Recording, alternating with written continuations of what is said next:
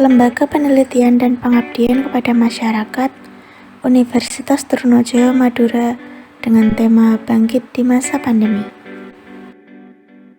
Video ini dibuat dalam rangka memenuhi tugas luaran KKN, yaitu media pembelajaran dengan tema bahasan tentang strategi pemasaran. Disusun oleh saya, Krisitianingsih, dengan nomor induk mahasiswa 1802311000097, KKNT kelompok 20. Di sini kita akan belajar mengenai bagaimana berjualan tanpa membual, bagaimana berjualan dengan bercerita, dan bagaimana menjual dengan kata-kata. Intinya, kita akan belajar bagaimana caranya berjualan dengan cara yang cerdas dan tidak sesulit dengan cara biasa. Penasaran kan pastinya? Oke, langsung kita bahas saja. Untuk bisa berjualan tanpa bersusah payah, hal pertama yang harus kita lakukan adalah membangun branding.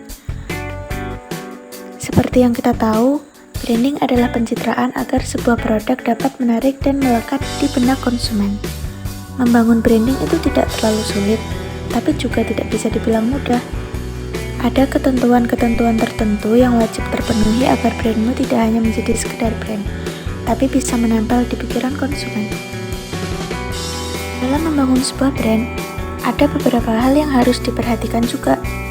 Hal pertama yang harus dilakukan dalam membangun sebuah brand adalah menentukan target pasar.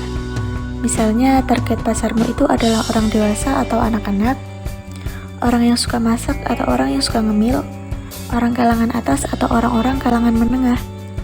Hal itu penting, karena jika sedikit saja kamu salah target, maka sebagus apapun brandmu dan kualitasnya, brand tersebut tidak akan bisa terjual dengan baik.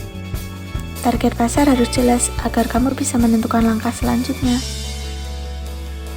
Setelah menentukan target pasar, hal yang harus kita lakukan selanjutnya adalah membuat nama.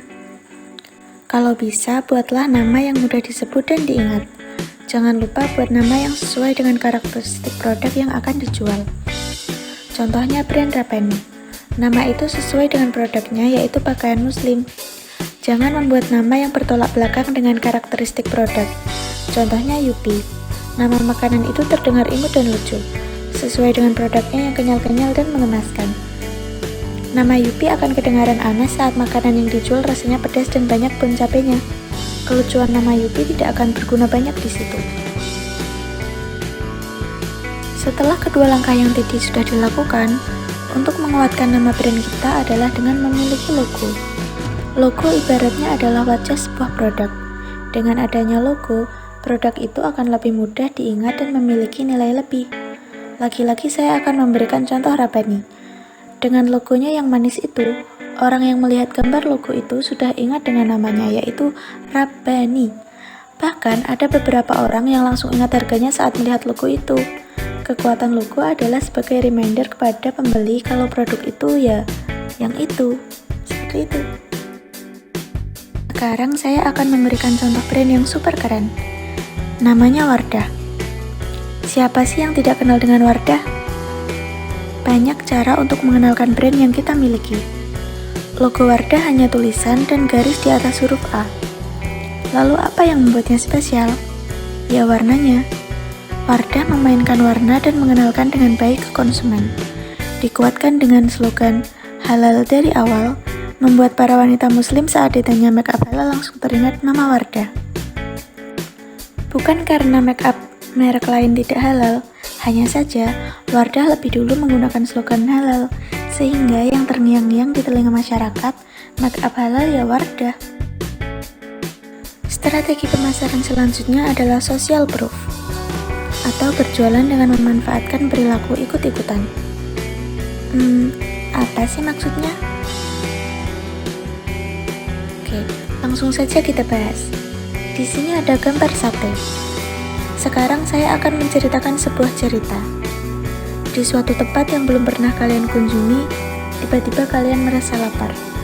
Setelah kalian mencari warung makan, ternyata di sana ada banyak banget warung makan yang jualannya sama, yaitu sate. Setelah kalian berpikir dengan keras, kalian akhirnya memutuskan untuk mendatangi warung yang paling ramai karena berpikir di sana sudah pasti enak. Nah, sekarang kita tahu bahwa perilaku sosial akan menentukan pilihan kita. Ikut-ikutan adalah sifat dasar manusia. Itulah yang menyebabkan warung yang ramai akan semakin ramai karena banyak yang suka ikut-ikutan. Lalu, bagaimana cara memanfaatkan perilaku ikut-ikutan itu ke barang dagangannya kita biar makin laris? Oke, kita lihat kasus ini. Coca-Cola rugi 57 triliun karena Cristiano Ronaldo geser botol. Nah, untuk kalian yang memperhatikan, kalian akan paham bagaimana menjawab pertanyaan yang barusan. Terima kasih karena sudah memperhatikan. Semoga video ini dapat bermanfaat bagi teman-teman yang sedang belajar. Sampai jumpa.